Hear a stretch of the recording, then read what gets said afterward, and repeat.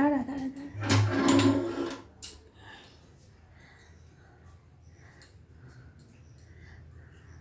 কেমন হয়েছে না? হ্যাঁ দেখি একটু, তোকে একটু দেখি। মনা এখন খেতেই ব্যস্ত।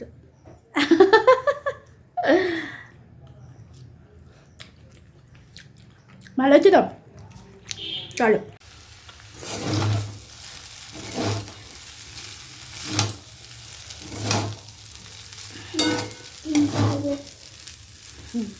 পাখি ডিম পারে? হ্যাঁ, কবে পারবে?